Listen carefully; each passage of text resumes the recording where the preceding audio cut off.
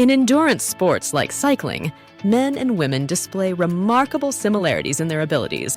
However, understanding the unique differences between the genders can help athletes tailor their training for optimal performance.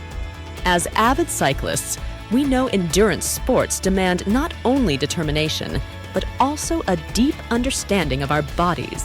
While both men and women share a passion for the sport, it's crucial to recognize that our bodies function differently.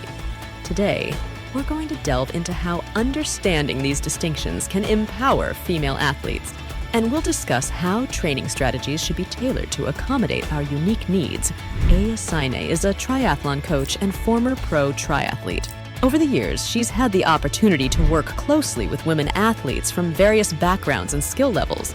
She studied how women's bodies react to a wide variety of training loads, their particular nutritional requirements, and more. Sine wrote an informative article for ROUVY about the differences in the physiological systems between males and females. You can find a link to her article in the description of this video. According to Sine, women can tailor their training and nutrition for better performance. For this, we need to understand a little about the physiological differences between how males and females respond to exercise, particularly in terms of their musculoskeletal, cardiovascular, respiratory, nervous, and hormonal systems.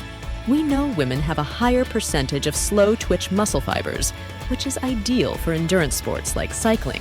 Research has shown that because women have a higher density of capillaries per unit of skeletal muscle, they have greater fatigue resistance during exercise. With regards to the cardiovascular system, women's VO2 max is 70–75% of the average male, and this is one of the factors limiting their performance compared to males. Oxygen carrying capacity is also lower in females. There are also anatomical and functional differences in males and females in the respiratory system. Women have smaller lungs, airways, and different lung geometry. These factors can influence respiratory efficiency and are related to performance, especially at altitude. Keep this in mind when planning an altitude training camp. Regarding the menstrual cycle, it's a good idea for female athletes and their coaches to keep notes and adapt their training as needed. If you're more sensitive to hormonal changes, you can use this data to plan important races, but anatomy is only part of the equation. Understanding the physiological disparities between the sexes is essential for optimizing performance. Take nutrition, for example.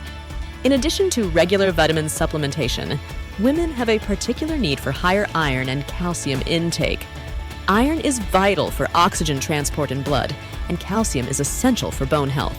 Women also have a stronger need for carbohydrate intake during the mid and late luteal phase of the menstrual cycle. As Sine writes, if your body asks you for more carbs or a treat, just give your body what it needs. Women typically have a higher percentage of body fat than men, and it's crucial to maintain a certain percentage of body fat to boost immunity and promote long-term improvement in performance. Weight loss might create short-term improvement, but in the long term, it's very dangerous for overtraining, possible stress fractures or other types of injuries, and loss of power and overall fitness. Fat serves as a valuable energy source during prolonged exercise, and women can tap into this resource effectively.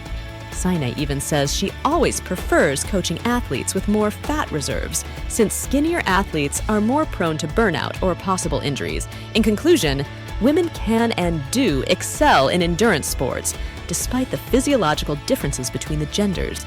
Understanding these differences and adapting training and nutrition strategies accordingly can help female athletes reach our full potential.